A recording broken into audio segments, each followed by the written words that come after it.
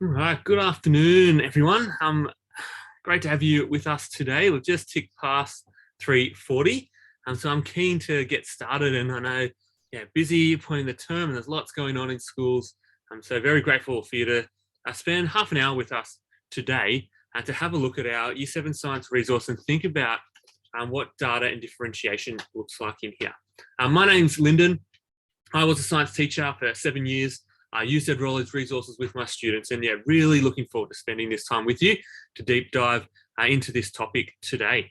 Now, I know there's going to be teachers with us today that maybe have only just started using the resource, others that have been using it for a while with your students, but either way, I'm really confident there's going to be a number of things you can take from this session today and be able to use with your students in the coming week and, of course, the weeks beyond. So to tackle this topic today, we're going to approach it first by looking at what parts of the Year 7 science resource are most relevant when we're talking about data and differentiation. We'll then think about how we can look at differentiation through a data lens to help identify student needs. Then we're going to be thinking about how we can use learning activities to cater for those needs. And I'm keen to ensure we have a good chunk of time to also think about how this looks in your classroom and to answer any questions you might have at the end. Although if you do have any questions as we go along, please feel free to put them in the chat and I'll make sure I get to them and address them. So before we dive in here though, we recently had a chat with a school in Victoria about how they are finding it using our Year 7 resources. So rather than me just hop on about it, I thought I'd start off by letting you hear from the staff at Good News Lutheran College and hear what they have to say. It's no surprise that since the introduction of Edrolo, in particular... Can you just let me know in the chat, can you hear that coming through? In the senior years, we've had the highest improvement in results in the school's history. As a college, we were extremely pleased to be an early adopter of Edrolo in the middle years, knowing the product in the senior years had held us in such good stead. And our staff were pleased to get on board and great supporters, knowing the confidence they have had in the senior years with the program that we're currently running. Edrolo is supporting our middle years program to get really good content, engage the students, provide a scaffold for the teachers, and differentiate. Teachers have the confidence to know that students can work independently, can also catch up on work missed, and the relationship between the online platform and the face-to-face has been amazing.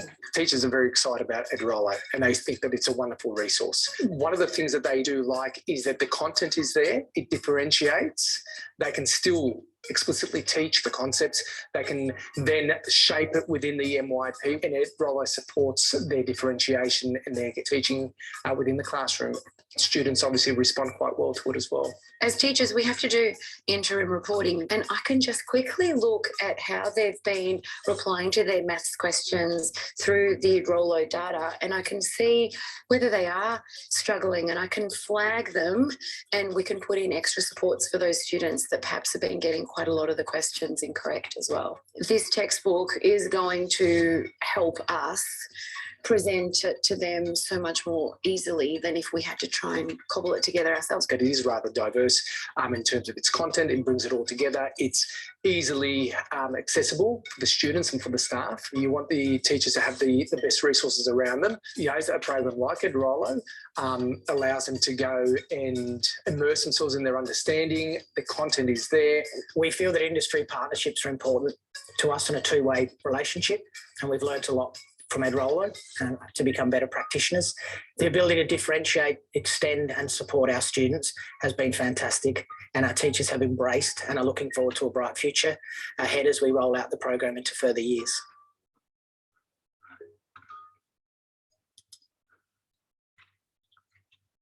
All right, now we've been really excited to be able to hear the difference that this resource is making to differentiation on the ground in the hands of teachers and students. So let's get into it. And first, we're going to be looking at what we have in the resource that supports the collection of data and focusing on differentiation. It's no surprise that since the introduction. Excuse me. Right, you'll see here an overview of the book or printed part of the resource. You can see the concise theory addressing what students need to know, worksheets which have a literacy focus, helping students grasp that key terminology related to the concepts of the lesson. There's scaffolded student notes, textbook questions across both knowledge, skills, and also literacy focuses, all which move from those requiring lower to higher order thinking skills. And each one has step-by-step work solutions to help students build that deep conceptual understanding. Then, of course, we've got the pracs, which again, focus on skill building. Our teacher slides, they're fully downloadable and editable so that you can be modifying them as needed. And they're set up so that you can use them interactively with your students in the classroom and adjust your pace accordingly to how they are tracking. Then we have our online platform, and that aligns with the printed resource. So this is where the use of data on Edrolo really shines through. The slides are also found in the online platform for students to work through independently, having that as an option, as well as every textbook question in there, all with that extra support of video solutions. And so all of that engagement comes through in our data dashboards. And so we'll be spending some time showing you those and thinking about how we can be using that with our students. Now, to use the online platform, you'll need to have activated your account, and of course, for your students to be able to use the platform and have that data coming through, they're going to have to activate their accounts too. So you should have received instructions on this. You should have got your school's unique six-digit code for both yourself and then your students to be able to log in and activate their accounts. So if you don't know what your code is, if you haven't got that yet, just let me know in the chat and I'll get back to you at the end of the lesson with that so we can get you logged in. But just follow along in the meantime. Once you are logged in though, you can actually start checking on your students and seeing who or who hasn't logged in. So I'll quickly just show you if I jump into the platform here. I'm going to just jump into this course. It looks the same as your science one. If you look at the top here, you'll be able to see a list of your student names. And if you click this, if there's nothing appearing here, it means all your students are logged in. But if it says X number of students to log in, click on that and it'll give the names. Now, we've anonymized these names. These are all random animal names, but yours should appear as real students. And you'll have that link that you can send them to for them to activate their accounts and go straight through. So if they go straight to that link, they will be able to activate their account for your school. All right, so as I said, let me know in the chat box if you don't know what your code is or what your six-digit code is. All right, so let's have a look at where you're going to find these data insights on the platform. If you're not already logged into your Edrolo account, please do so. I'd love you to follow along with me, or at least be able to swap between looking at what I'm doing and what you're doing there so that you can see where these things are in your own Edrolo account. So we're going to start here. If I jump to the Year 7 course. All right, so if you go into your Year 7 course under your courses, you'll see a few things here. So if you haven't had a look yet, you'd be able to see our video lessons. Now, these are those slides that you have access to download. Students can work through these independently and they can have a go at, for example, the check for understanding questions. They can put their answer in and get feedback. Once they work through these, they can also go to the very end and there's the self-rating that they can put in, that 1 to 5. And all this data again comes through. So how do you see that data? This is the class progress. So if we click on class progress here, you'll be able to see all of that data tracking the number of slides in that lesson that they've viewed and interacted with, the quiz scores based on those check for understanding and application questions throughout, and that self-rating they give them at the end. And so you can see all of that progress across here. So that's one data view at the individual lesson level. If I go back here, we can then zoom out and look across a whole chapter in the textbook or a topic. So if I click topic progress, you can then see those individual ratings for each of the lessons and the quiz scores and the chunks that they've viewed of that lesson. But you also get the class averages across the top. And so you can see that across all of the lessons within that chapter. So I've had the lesson view, zoomed out to the topic view. And the other real key data piece here is the question sets. So you can look at how students have gone here. So if you click on the questions, for students, this would open up in their accounts the questions themselves for them to enter and answer. For you, it gives you this data grid. So you can see here across the questions and each student how they've gone. You can export this as a CSV. You can change the filters here. From here, you can also view the questions yourself and jump in. You can be able to view the question, work through it as a class, and view the video solution and work through it as a class as well. So all of that's in here. All right, I'll jump back. The last thing I wanted to show you is, as well, if you just want to look at an individual student across the whole Edrolo course, so across all of Year 7 science, you can click on their name here and you get this view where you can see how they've engaged with each of the lessons across the whole course. And so you can open these up and look at everything else once they get to it. All right, so these are the main places you're going to go to capture that data on how your students are traveling and progressing through the Edrolo platform. So what insights does this data give us, and how can we use this to better support our students? It's all about differentiation. So that's what we want to consider. And when we're talking about differentiation, using this data here, in plain English, we're really talking about responding to learners' needs. And it can be broken down into sort of these two areas. Identifying their needs, right? And then being able to, based on those identification of needs, being able to cater to those needs. Now, as it's aptly put by the Department of Education, differentiation of instruction arises from the effective and ongoing assessment of learner needs. So we've got that identifying through assessment and then the differentiation of instruction. That really comes down to how do we identify their needs? It comes down to that data that we're looking at. And so we're going to see how we can be using that.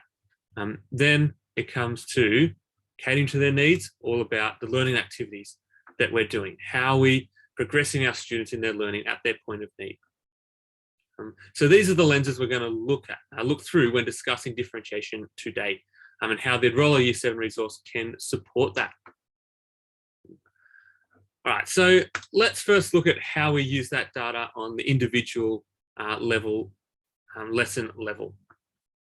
All right, so I showed you before, you can get to that through clicking on class progress. So if we open up one of these here, you can actually do a few things here. So we can rearrange some of this data. So if we want to actually group some of our students together, say those that are getting high quiz scores or have high self ratings, right, we can group those guys together. Likewise, we can see those students that are having lower self ratings, maybe getting lower quiz scores, being able to group those together. Important here as well, if we're going to be using this self-rating data, that it's clear to the students what that 1 to 5 rating means. And so, talking about a 5, being you understanding this so well, you could teach someone else, through to a 3, sort of going, well, I know the main points, but I'm not confident in the detail, through to a 1, being I'm really struggling with this concept. So essentially, what we're doing here is using those check for understanding and application questions found in the slides, in those theory slides, as a diagnostic tool. All right, so then the question is, what do we do with this data? Okay, if we've sort of grouped students, we know how they're tracking across that theory, what do we do with it? Here are some ideas. So for those that are struggling, you might get them to go through and read some of the textbook theory to consolidate that understanding, right? It's worded slightly different, another way of explaining what you've been through in the slides. And so this can help consolidate. You might also get them to go to the science literacy worksheets. They're built for students to really get those basics and understand them well. Also, you could direct them just to the first couple of science understanding questions, which, remember, these are scaffolded from lower to higher difficulty as you progress through them. So getting those students that are struggling to really focus back on the worksheet and those first few science understanding questions. For those that are really confident with the concepts, you might actually get them to skip the worksheet. Right? Maybe they've grasped that terminology straight up first time they've seen it. Go straight to those higher order questions across the science understanding, across the science inquiry and science as a human endeavour question sets, and extend them, get them to apply their knowledge in more complex ways. All right, What about at the topic level? Right, so remember, at this level, we're summarizing each lesson of a whole chapter and showing it all in the one place. Sorry. So if I jump back to the platform here, you remember that was the topic progress button. So if we click on that, you'll be able to see if each student has grasped each of the main concepts across the topic from those quiz scores and self-ratings that they assign. You can also see who's completed the work you've assigned for them, where there may be gaps because they're away or just didn't get through the lesson. You can also see here across the class which particular lessons or which concepts or skills that they are feeling less or more confident with by these average quiz and self-rating scores across the top. So you can see science and scientists is a little bit lower than questioning and predicting. So this can give you a grasp of where students are at as a whole across your class.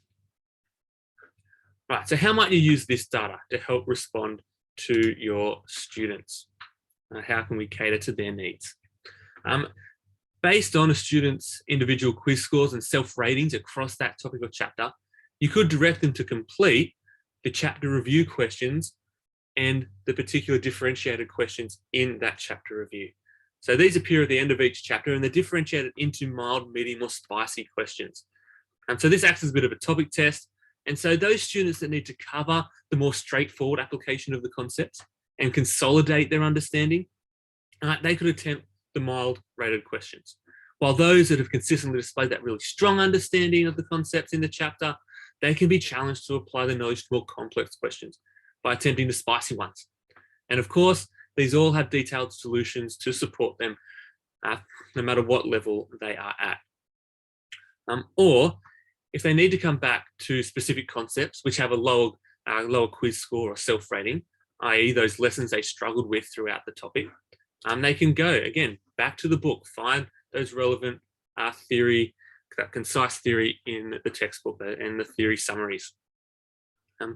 They can also use the platform to go back through the slides, have a go at those check for understanding questions again, those application questions, go back through the worksheet or those first couple of science understanding questions and make sure they've been through the video solution, understand it really well, and then they could update their self-reflection to show that they now understand it for those questions.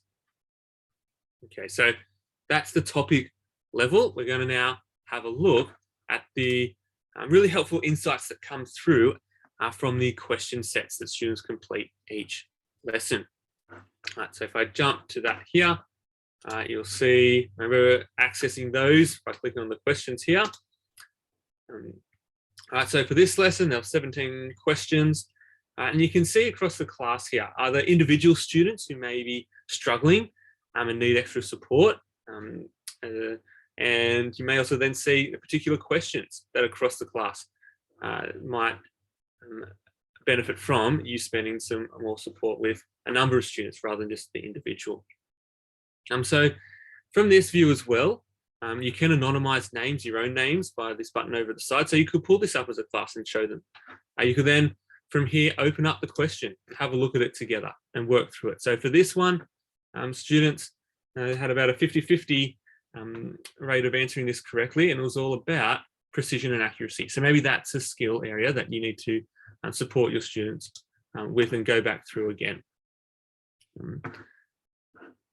Now, as you're looking at this, you might see that there's the block colors, the green and red here.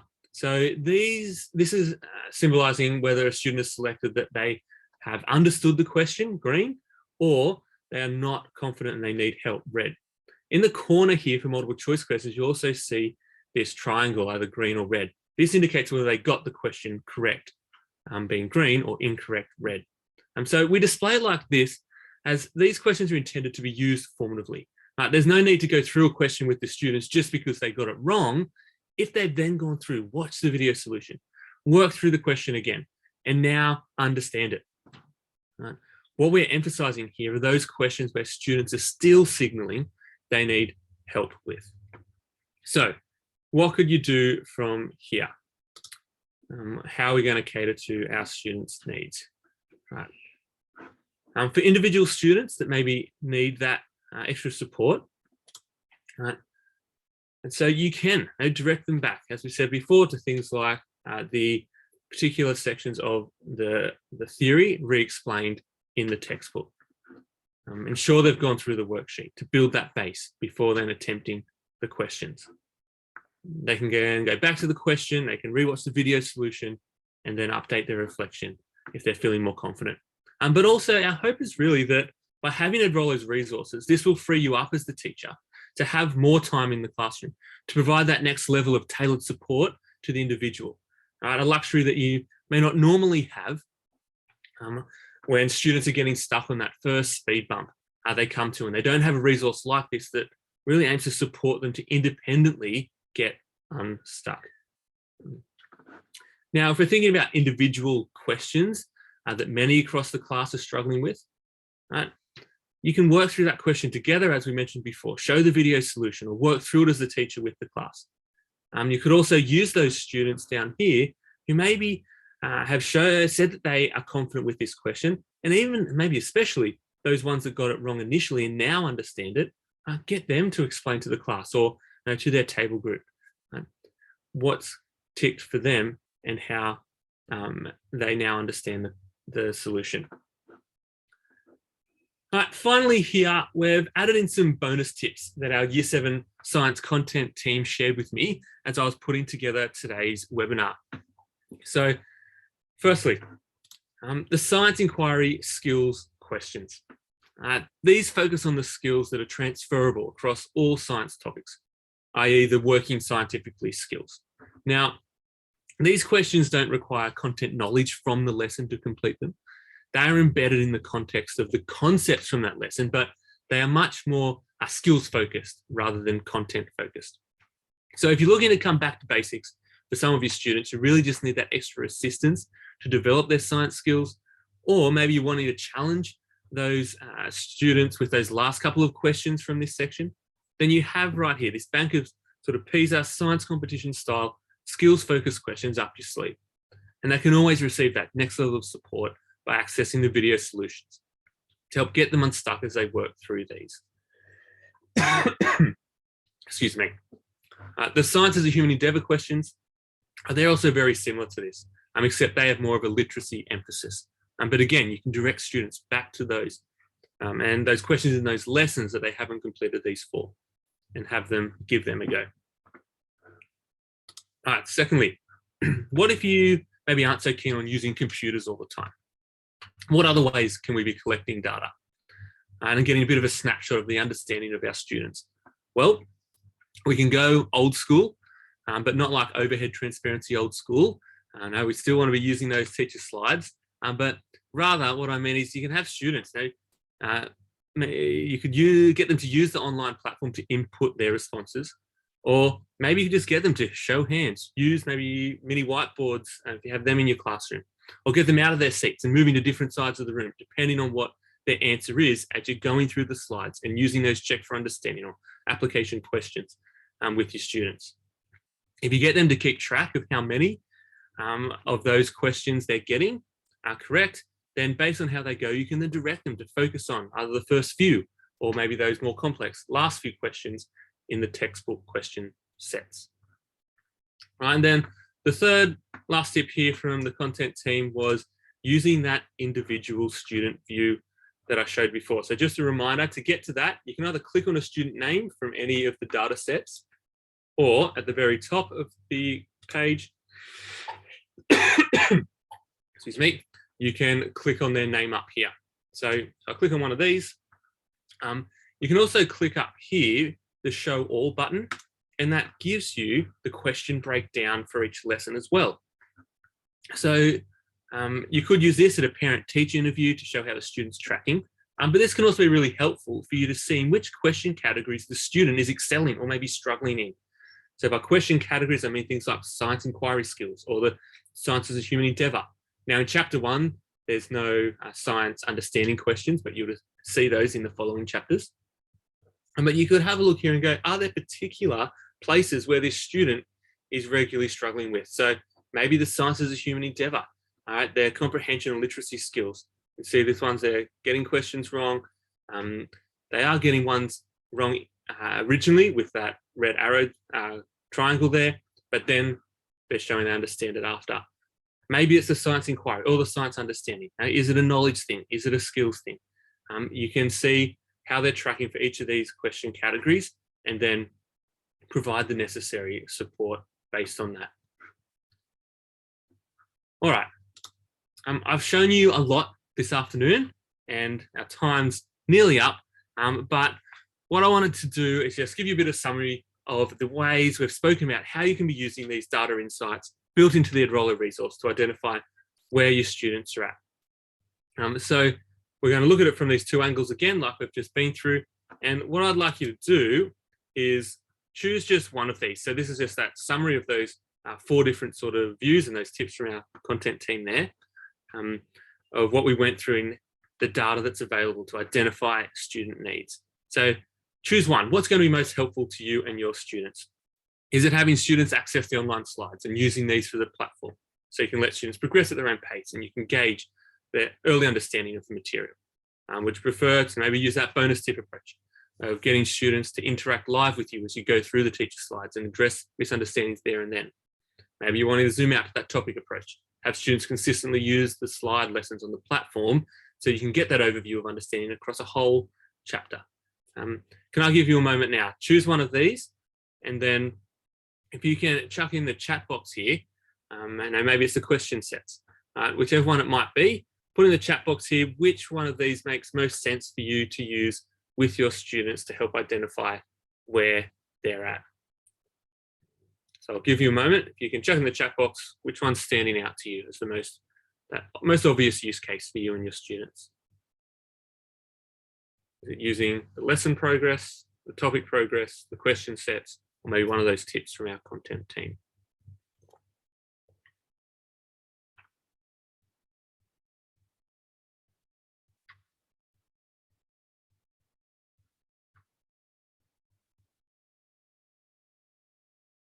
So we're getting a range of responses coming through here. Yeah, the topic level, individual, lesson level. Yeah, and you like the tip from the content team there with that individual student view. Fantastic, thank you for sharing those. So what I want you to think then, based on what you've chosen here, or maybe you've got other data. So if you're thinking about how do we use that, think off the back of what you've chosen there, or maybe, as I said, other data that comes through, whether you've got students with learning needs or accommodations from individual learning plans they have that give you that sort of general insight into what sort of differentiated activities that student might need. Here we've got the recap of those strategies that you can implement. So again, choose one. Which one do you think would work with your students that you could use in the next week? Right, so you've got a bunch of options here. Again, chuck in the chat box. I'll give you a quick summary while you're doing that. So maybe you want to use question sets coming through on the platform. You're going to use this to target individual students with tailored support, or looking at the class level. Maybe it'll be at the start of each lesson after you set this work, those questions for homework. You pull this up on the screen and work through those questions they struggle with. Maybe you wanted to access that bank of inquiry skills or literacy skill questions. Be directing high ability students to attempt some of those final questions of each section. Whatever it may be, chuck in the chat box there, and keen to hear what you're thinking, how you're going to use that data to inform the learning activities you do with your students and differentiating who does what.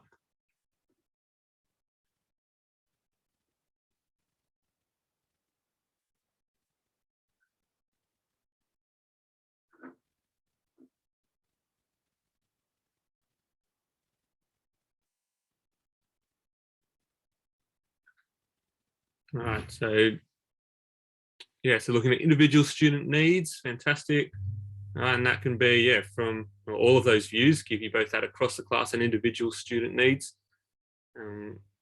as well as that, yeah, individual view to be able to focus in on and support depending on what question categories students might be struggling more or less with. Yeah, fantastic. All right. Thank you. So I hope that's just giving you a moment there to think about what particular things can you take and put into action this coming week and and beyond. Now, as with any of our resources, you have the full support of our schools team. Every school has a human who directly works with the school. So if you ever need anything, you can reach out to them. Just use the details on the screen here to contact our support team. They'll get you in touch with the right person. We always want to make sure you guys are supported. If you have any questions from today's session, please feel free to put them in the chat. And if you have a couple of minutes, I'd love to hear your feedback on today's session. You can enter this feedback through your Edrolo account there just by clicking on the drop-down menu, or you can go to that URL down the bottom. I'm really keen to know what was most or least helpful from your session this afternoon. So thank you very much. We've just gone over the half-hour mark, so really appreciate you spending some time with me this afternoon. This has been recorded, so I'll be sending this out to you. I know we've gone through a whole lot there. Yeah, I can see asking on the chat box there if you get a copy. Yeah, I'll send through a copy of the slides, copy of the recording, so that you can work back through that if you want to revisit any things we've mentioned. But really hope that you're getting and able to get even more now value from this resource. I mean, yeah, I wish when I was a teacher, I had a resource like this to use with my Year 7 students. So I really hope you guys find the value from it too. All right. Thank you for the comments coming in there. I'm happy to hang around. If you've got questions or anything you want me to go back through, I'm happy to hang around for a few more minutes. So you can just chuck them in the chat. Otherwise, thank you very much for joining us, and I'll send through that follow-up email to you.